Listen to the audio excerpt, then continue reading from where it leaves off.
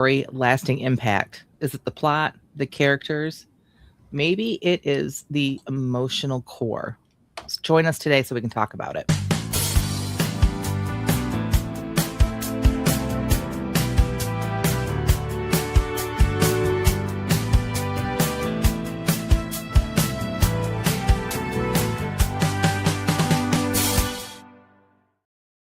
Hi, welcome to the Christian Indie Writers Podcast, where we inform, encourage, and support Christian indie authors on their journey to publication.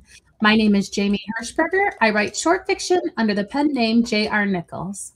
And I'm Jennifer Carl Tong, and I write historical Christian romance. We are down a host, but for a good reason. Tina is off living her best life elsewhere and will hopefully be back to join us again soon. We do say hello to her out there, and hello to everybody who is able to join us in our live chat. We do stream on Fridays at 10 a.m. Eastern. And if you're ever able to join us, we would love to see you chatting away, just like Sarah. Good morning. And also Catherine Carroll has joined our chat, and she's also wishing us a good morning. If you're not able to join us live, that's fine. Find us on your favorite podcast app. And if you are a fan and you've not been able to join us live, if you would just go over to our YouTube channel and give us a like and a subscribe, we'd really appreciate that. And we appreciate you no matter where or when you are listening. So thanks for being part of our little fam. Jen, your teaser today. What is the compelling part of the story? Is it the emotional core? The background of this episode is how we were kind of talking about how trauma can inform your writing. And as we examined this topic, we kind of whittled down to the actual meat of what we're talking about. And we're talking about what makes those stories that you remember kind of forever, for better or for worse. Because we talked before about, for example, The Grapes of Wrath. I might have some strong opinions about that book, right? But honestly, the reason your opinion is like that is because the author did such a good job of hitting on the emotional core. But that's an example. What's a good definition, would you say? I know. I think the emotional core, like, first of all, the word core is important. You know, what is the core? It's what's at the center. And I think that when we talk about an emotional core of a book, it is really like the deeper truth, the deeper feelings of a story, like whether it's fear or identity or longing or redemption. It's why readers actually connect more to a story, because people don't really connect to events. If I'm reading, like, for example, if I'm reading about the events of the murder of JFK, I'm reading it and I'm processing those events. But if I am reading a story about a person that was right there and felt the emotions and like that, then it's a different experience, right? Like, then I'm connecting to the story. I'm not reading the events. That to me is like different. That's what it means, is the core of it. Yes. And do you think that's just a characteristic of human nature to connect more with the emotions than with the actual retelling of the events?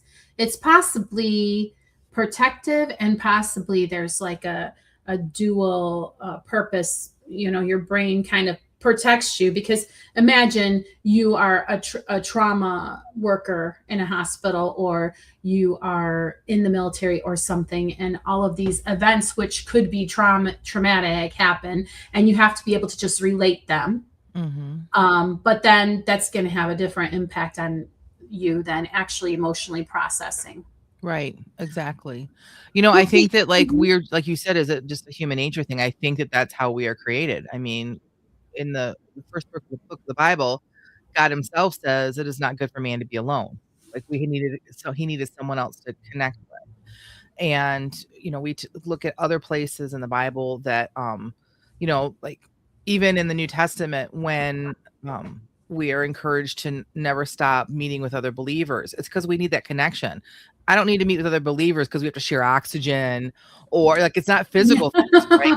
Like, I don't need that because like I can't get food on my own. Like no, like we can be completely independent, but the only reason why we need to be with each other is for that emotional connection, is for like that's something that's not physical.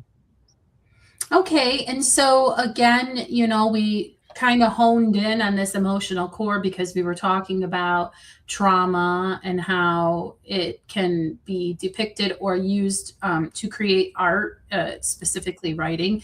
What Mhm. do you say trauma informed means? Like, what exactly are we talking about when we say trauma informed? It's recognizing the pain that either you've gone through or that you're writing about someone else having gone through without exploiting it.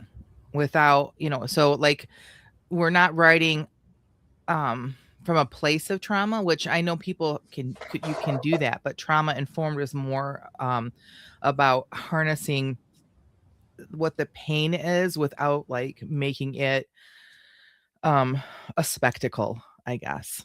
If somebody has like in my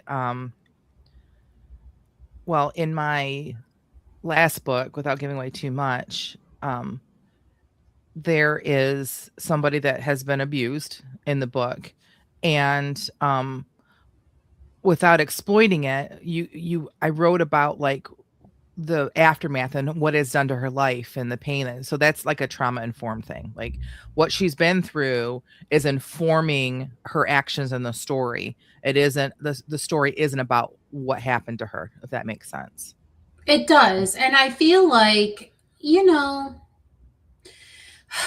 when you do art, when you put yourself out there, when you put your work out there, there will always be people kind of looking for a reason to say, blah blah Mhm. blah blah blah. So you may, no matter how hard you try, be accused of doing it wrong, or Mhm. this exploitive tactic that we're cautioning you against. But if you want to know for yourself that you are not exploiting trauma, what pitfalls do you think? What guide rails can we put into place? I think you have to be careful to not just have these traumatic things happen to people, as a replacement for the depth of Yes. exploring the humanity behind the victim story and possibly the perpetrator's story. So I think you just can't cavalierly throw a traumatic event into a book. All right, it's not a shortcut, right? Because it's actually the opposite. It is the long game. If you are going to talk about the emotional core, which of a book that is like 200 pages long, like we're talking the center of that. So that needs to spread out over the whole story somehow. It needs to affect like the entire story. You can't just throw something in, like say like you're writing and you're like, oh, this character needs some backstory, and then you just throw trauma in there um for trauma's sake or whatever, because you think that that's what you should do. That's not what we're talking about. That's not making it as the emotional core. You need to know that trauma, the story needs to be informed on that trauma, and then as you write that character, what she's been through, and it informs the actions that your character does, the things that she says, the way she reacts to other people and other people's trauma and other people's shortcomings, or their love, even the way that she reacts to things. Keep saying she, but it could be a Well, man. you write romance. I write romance, but it could be the man that has, I mean, like The man, John. in Avoiding Esther, which I have right here, Mhm. it's John that comes into it with the trauma, and it unfolds slowly as the story, but it definitely affects the way he reacts to Esther, who he thinks is Phoebe, and there's many scenes that you can go and look at that his trauma caused him to act and react in ways because we know what his trauma is. Well, and I Um, think you have to be careful, which is going to frustrate some people. I know, like if I were a listener, this might frustrate me because, on the other hand, you don't want to over dramatize or yeah. over You know, like, so every sentence is but my traumatic event, but my traumatic event. So it's frustrating to hear that you have to make sure it is prevalent and then not Mhm. overdo it. And this is when I reiterate the advice to write a lot of bad drafts, to write a lot of sprints where it's wrong and doesn't come out right, because again, you've got to make a lot of faulty coffee mugs before you make the one you want to take to market, right? So Right.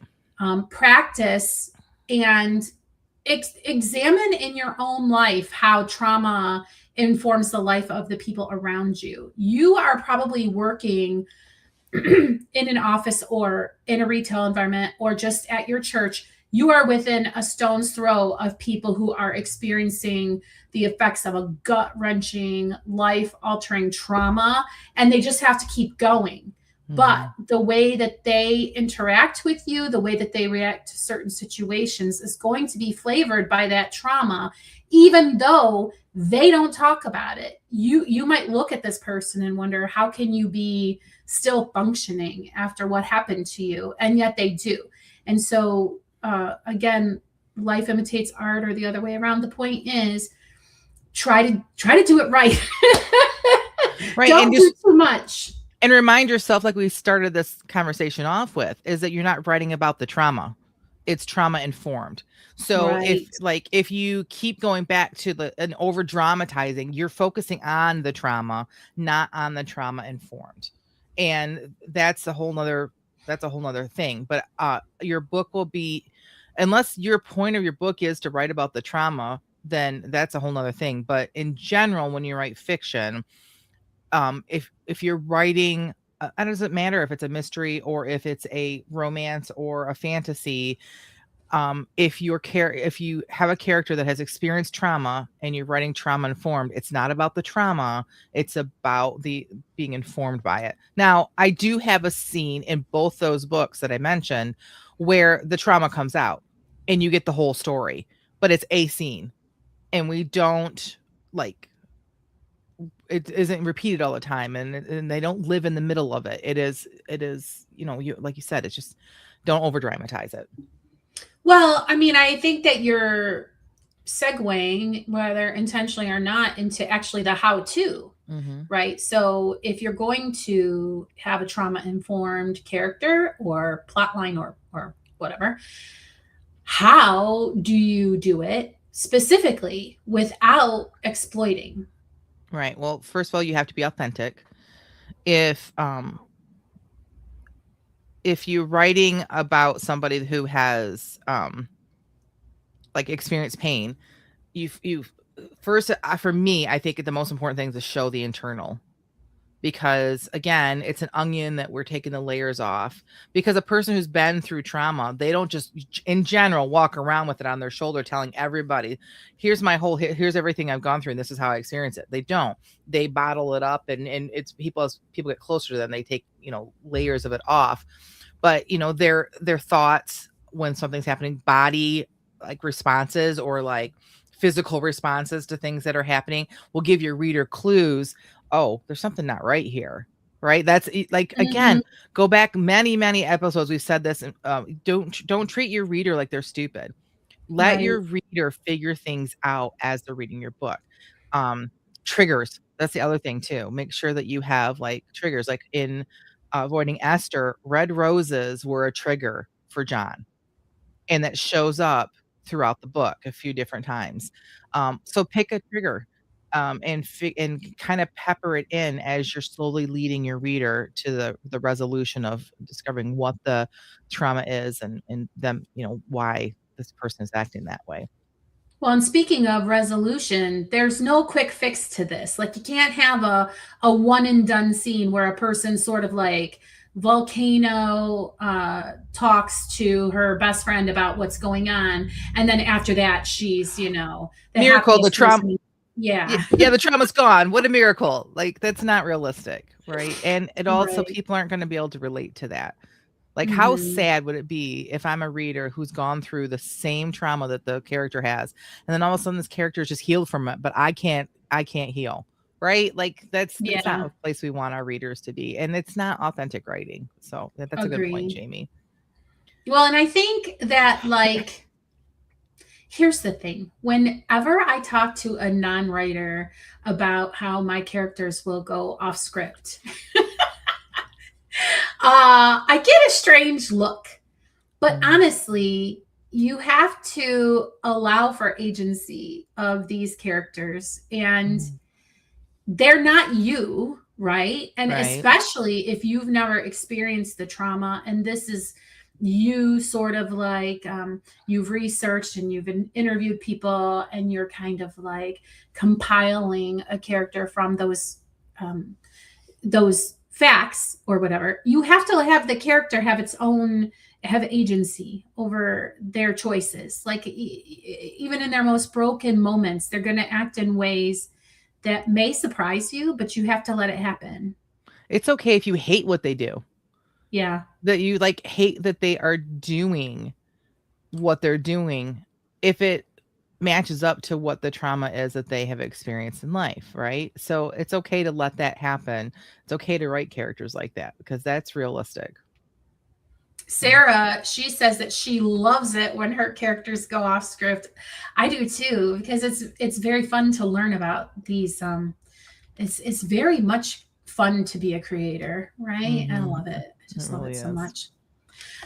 Okay, and I mentioned before the perpetrator's point of view. A victim-only narrative. Not saying that you need to in any way try to court empathy from your reader, but a victim-only narrative with no person that they're like bouncing it off of, like another perspective coming into the mix. If you're just writing from the perspective of the victim, I feel like that can start to feel a little exploitive of what has happened. Mhm.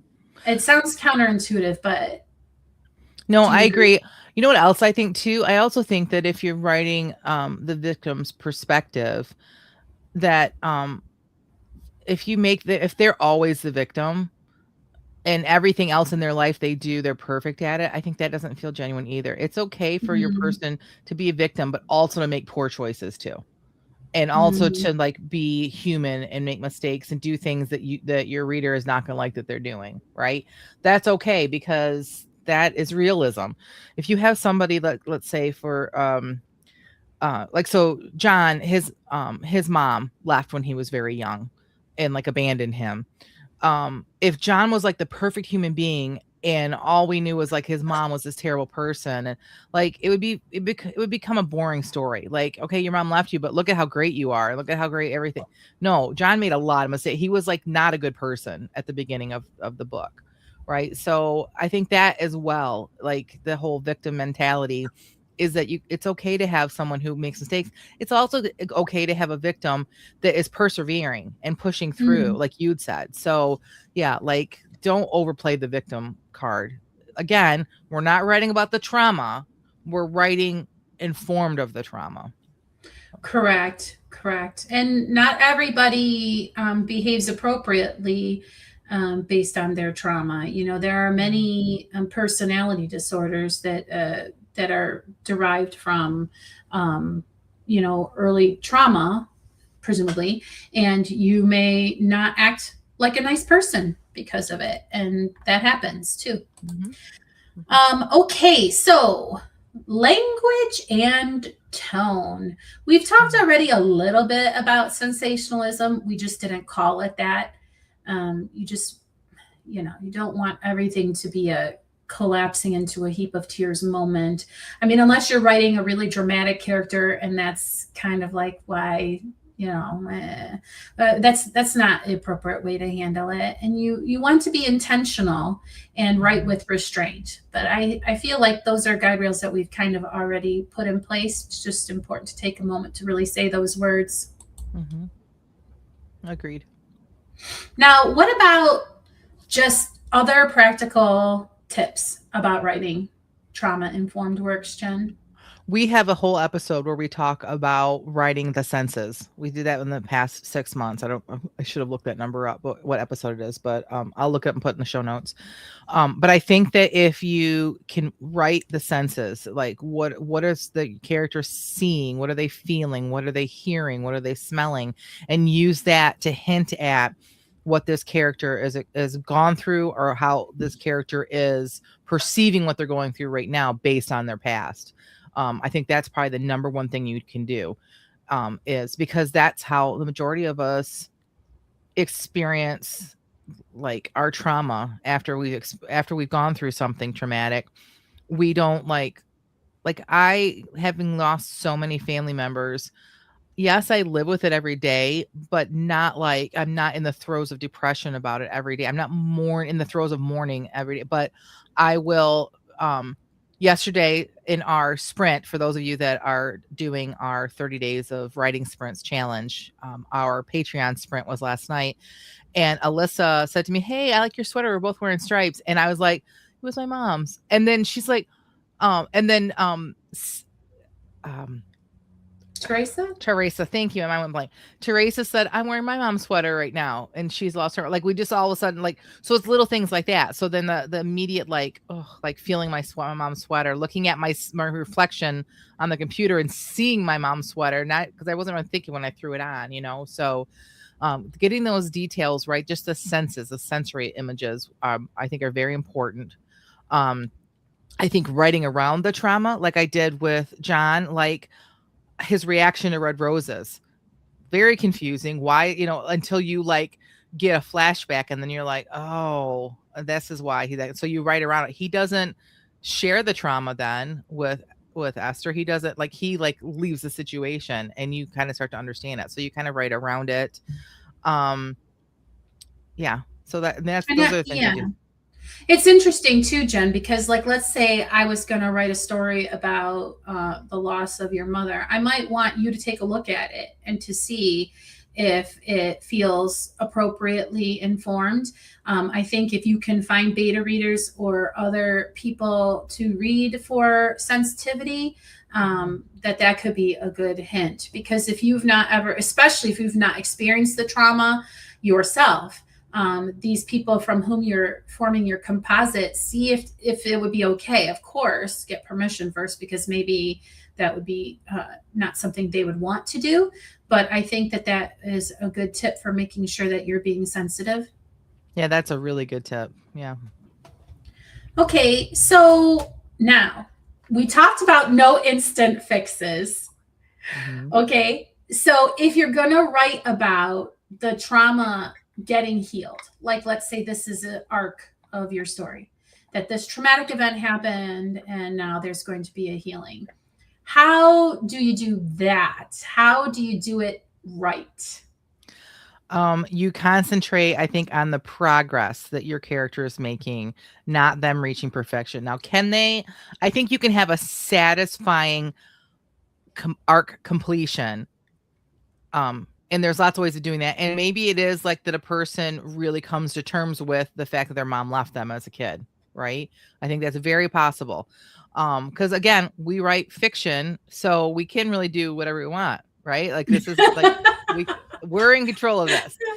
But I think that it's more important for you to focus on the progress that your character is making, and bring things, the completion to the arc may not mean that they fully heal from their trauma, but it could mean that they face their trauma. That's a great completion Mhm. to an arc. It could mean that they find somebody in their life that they're willing to open up to. That can be a great completion to an arc. There's lots of ways for a character arc to come to completion without them fully being healed from their trauma. You can also write that in. That is true. I do believe that God can fully heal. But those are some options. But I do think progress over perfection is the better route to go. Make sure you put some setbacks in there, because it's never a smooth road in anything. Whether it's Mhm. a mental health journey, it's a recovery from trauma, it's weight loss, it's exercise, it's recovering from surgery. There's always going to be setbacks. So make sure that you include setbacks. And then have along the way some small ish victories, just like you would for plot points and things. You got to have things happening in your story. And so I would say that you can't just go from, oh, I have this trauma, to all of a sudden, like, well, I'm healed now. There has to be pit stops along the way where they're making progress. Well, and I think that that comes along with when this, as the story is unfolding, this transformation is happening and the setbacks are a part of the story, which Mm-hmm. honestly, you spoke earlier about giving a character a trauma to kind of add to the plot or something. There's nothing wrong with that. But this part of making it deeper than just saying, oh, I had this trauma, is allowing these transformational moments to happen. As I mean, that's why it's good plot device, because it Right. gives you things that can happen that both move the story along and also move this character's healing arc along.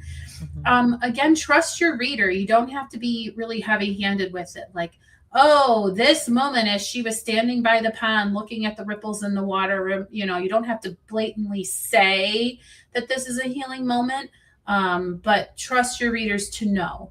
And I keep thinking, Jen, about sort of like theme, as opposed to this trauma informed, like themes of this or that or the other. Maybe your theme actually is redemption or healing from trauma or something like that. But I think it's just redemptive overall in Yeah. general. I mean, I think that definitely theme and emotional core can be the same thing. I think that they can go hand in hand, but it also could be like a sub character. It doesn't have to be your main character that has this trauma, Yeah. and so it doesn't necessarily have to be the theme. But I think that they can go hand in hand, and most likely, maybe they should go hand in hand. But um, yeah, I think that if you're gonna write a redemptive story, a story where redemption is part of it, that yeah, that brokenness isn't the end, right? So Yeah. yeah, yeah, I think that that they come out of the brokenness and they are redeemed. So again, we follow a God of redemption. So it makes sense that we would write stories that would mirror that. So I'm thinking just right now, an example that's coming to mind is the movie Up, mhm. how that character is so broken and that's not the end of his story. Yeah. And I think so. If you're looking for an example of it done well, I think that's a good one. Yeah, it is a good one because we all see the backstory. We know how broken he is and why he's broken, but the little boy doesn't. He has no idea, and we see how Mr. Frederickson treats him, and but then at the end, who's there with him to get his badge, right? So we see that's a total great redemption story right there. Love it. Okay, so maybe you don't have all the answers. Maybe you're not as informed about your trauma. You don't have to have all the answers to get started writing. You can just try to focus on having compassion for your characters and also for your readers. Again, treat them like the intelligent creatures that they are. Hmm. And I feel like, I don't know, Jen, what else can we say? Um, I mean, I feel like when you write these kind of characters, remember that the people that are reading your story it's they've all had trauma in their life too. I mean, I think you'd have a very hard time finding somebody in the world that has never experienced any trauma. So make sure that as you're writing this, not only are you being truthful about it and honest, but that you're also compassionate. Like treat your characters compassionately, because your readers could also be those characters. The whole point is we want our readers to connect with our characters, right? So they Mm-hmm. but I think our stories have the power to reflect pain, but also here's the thing. Don't throw pain in your story for there just to be pain. Like Mm-hmm. there's no purpose in that, my point. But the point is that there's pain in your story, but then you get a chance to show hope to people who have experienced pain or are experienced pain. So your story should that's the whole point of having the character arc, and the arc for the story is to point them towards hope. There has to be some sort of hope at the end, in my opinion.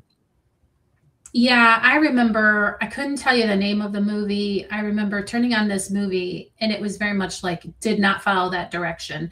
And you could tell that it was kind of like intentionally just grim. Mm, It was like an artist doing an artist thing. And like, I mean, okay, for sort of a one off or for sort of like, I don't know, just because it flies in the face of convention.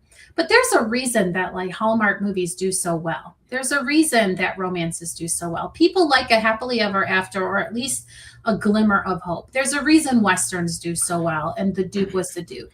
People want there mhm, to be a winner, a bright spot, a happy ending, just something positive to counteract all of what we must endure as we're mm. creeping around on this earth, right? Agreed. Absolutely. Okay, so do you think we can wrap up our topic du jour for Uh, today? yes. That's redundant. Okay. So in that case, it is time to move on to the feeding of the backs. The what? Well, you know how you give feedback to somebody when they've written something? That's what we do. And then it's an old thing that I used to say, is your back well fed? Because we want to make sure that the person has had enough feedback before we move on to the next. So to do that for our podcast, we write for 15 minutes before the podcast, and we write to the same prompt just to show you that no two people ever come up with the same thing, even if they have the same idea. And then we share them with you without editing, and just to encourage everybody out there to sprint regularly. So, Jen, what did we write about this time, and what did you write? Well, we wrote last night, first of all, because we are in the middle of the 30 days of writing sprints and challenge. And if you have not joined the challenge yet, there's still time. You can join at any point. The whole challenge is spend 15 minutes writing one sprint every day in the month of April. We end up doing 1, 2, 3, like, because we set out to do one for sure, and you can leave after that one, but we usually all hang out for about 3. So it'd be easy to catch up. But last night's prompt was, you are not seeing the whole picture yet. And here's what I wrote. We're back in Marnie's world. This is it. This is your entire plan. Marnie did her best to keep her face in check, even though Lululemon Lady let every ounce of her disgust register on her Botox filled mug. What more were you looking for? Everything. Lulu threw the pages onto the conference table.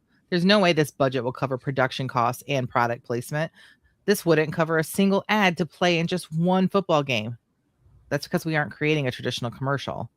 Lulu rolled her eyes. Please tell me that you aren't still trying to create a viral video. We're creating a viral campaign, not just a video. This is preposterous. It will never work. It will work, Marnie retorted with far more confidence than she actually felt. And it's what the boss asked for, so I plan to give him exactly what he asked for. You're not seeing the whole picture yet. Both Marnie and Lulu turned to as Mr. Boss entered the conference room. There isn't much of a picture to see here. Some small time fees paid to some small time influencers, and I'm using the term influencers lightly. Then a tiny ad budget for social media ads. What am I missing here? You have to trust the process. Marnie knows what she's doing. Lulu gave Marnie a look that said she trusted nothing that Marnie was doing, but blessedly she said nothing more and left without another word. Marnie turned to Mr. Boss. Thank you for defending me. I really appreciate your support. The supportive front that he had sported in front of Lululemon Lady dropped. This had better work. If it doesn't, no matter what my father says, you'll be looking for a new job. 3, 2, Whoa. 1. Dun dun dun. Ooh, I love that at the end because it was just such a delicious, like, and also, why is like Lululemon just such a, I don't know, why does it just sound a little snotty or something? Sorry for fans or whatever. Don't send me hate mail, but it's You just know, working so well. as I was writing this last night, I'm like, I'm probably never going to be able to publish. I'm going to have to come up with another Right. name with for this lady. When I call Mhm. her long time ago, when I started writing her into the story, everyone knew what I meant. Like the That's what story she was was, wearing. Yeah. it was what she probably wears in her off time is what, like, is Ah, what, and so I'm gonna have to figure out some other way to describe her that I'm so incorporates it old. I into a just keep nickname. thinking tracksuit. That's not right. I don't even Right. know. Like, Right.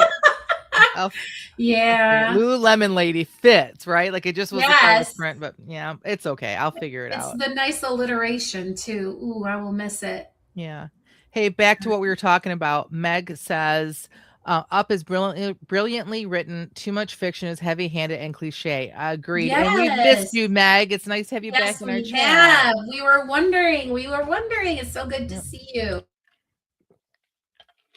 All right, Jamie. Okay, so now, mind you, we both had the same sprint topic to write to, Mhm. and that is you are not seeing the whole picture yet. So here's what I wrote. The Lord works in mysterious ways, Lori. You're not seeing the whole picture yet. How could they say that to me? Lori flung her seatbelt off and climbed over the middle row of seats in a hasty rage. Things will seem better after a good night's rest. Her mother's voice was like a syrup made of flames, and Lori wanted to Mm. strangle her, or at least to tell her off in no uncertain terms. But history had taught her that attempts at reason would get her nowhere. Instead, she silently manifested a frustrated half growl, half yell of frustration as she grabbed the handle of the van and flung the sliding door open. Yeah, pumpkin, get some rest. It's not good for you to be so worked up after all this time. Not good for me? How can any of this be good for me? As Lori's feet hit the ground, she spun and spoke into the van in a measured tone, in spite of the strong urge to shout. Thanks for the ride. Her mother tried to say something else, but Lori could pretend she hadn't heard. She turned and ran up the walk and then up the 2 flights of exactly 5 steps and then into her apartment, the door of which she never locked when she left, in part just to spite her mother, who would have a heart attack if she ever knew. Once inside, she pressed her back against the door and sobbed. She hadn't cried this much since she lost him. Crying had seemed so trivial. Everything had seemed so trivial, even the things everyone did that were supposed to be a way to celebrate him. The crying made her hot. She peeled off layers of clothing, still crying. Then, wearing only her underwear, she collapsed at the side of her bed and laid her head on her arms. Most of the tears were done, but her body shuddered intermittently and her mind raced. She couldn't settle it on one thought. It seemed a menagerie of offensive comments, like the ones her parents had just dispensed, would chase themselves around up there for. It seemed the menagerie of offensive comments, like the ones her parents had just dispensed, would chase themselves around up there forever. She noticed a pain under her right knee and she reached to discover the source. She put her hand near her face and stared in disbelief. Here, stuck to her knee somehow, was the missing puzzle piece from the 550 she had been putting together, she and he had been putting together in their last week together. But we looked everywhere, she murmured. You're not seeing the whole picture yet. The words floated back into her mind as she turned the familiar shape over and over in her hand, but now it was his voice that whispered the words. Oh, Jamie. This I think is possibly the best, my favorite thing you have ever written. Wow. So good. The emotional pull. Okay, this is like a perfect example of today's topic. And I don't know if you were even thinking about today's topic when you wrote Mm-mm. this, but like, we're not actually writing about losing him or his death or what she went through. This is the aftermath and this is the emotional pull that she is experiencing. And like, what a great use of the prompt and how you like frame the whole story with it. You guys know how much I love framing scenes and framing stories. Like, so well done. Like, oh, my heart is breaking for this person that does not exist. Like, so, and then the the crying made her so warm that she had to start taking clothes off.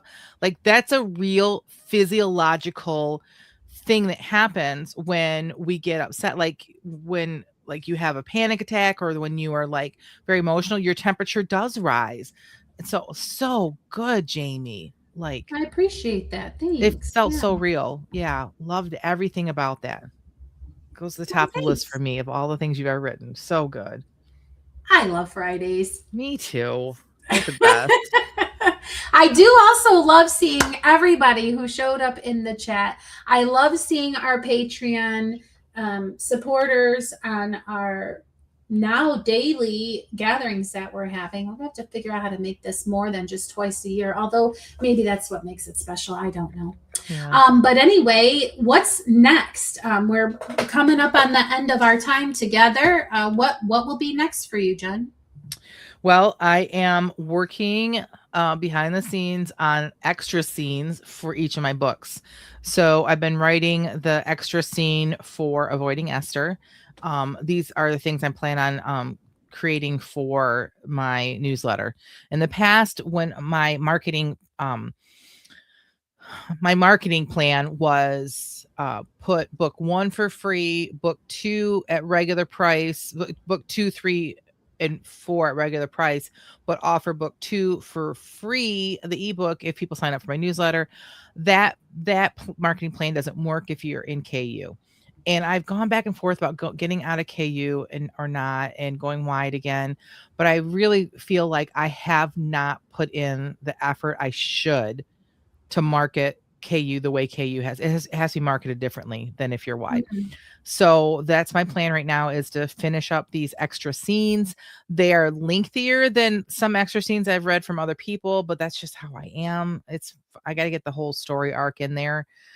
So that's what I'm doing. That, and then showing up every night at 8 p.m. to write for anyone who is interested in that. It doesn't cost a lot of money. Just going over to our Patreon. The link is in the show notes, and you can join us starting tonight. It'd be great. We'd love to have you. What about you, Jamie? What's next for you? I have been really enjoying the writing sprints challenge. It is so far really achieving what I wanted it to. I decided to spend this month not just doing the one writing sprint per day, but then also looking around at the state of my writing career and what actual things need to happen for the next step. And it's just getting my mindset back into this is a business and not a hobby, because honestly, at the rate that I'm selling and the lack of any effort to promote or advertise, this has not been really a functional business for me for a very, very long time. And I'm excited to say that I think it's really working. I'm able to see where a writing career could be a part of my life. So I'm very excited about that. Yeah, that's awesome. That is very exciting. I'm very excited about that for you as well. Meanwhile, 8 o'clock has become like one of my favorite times of day. April and November, 30 days of writing sprints.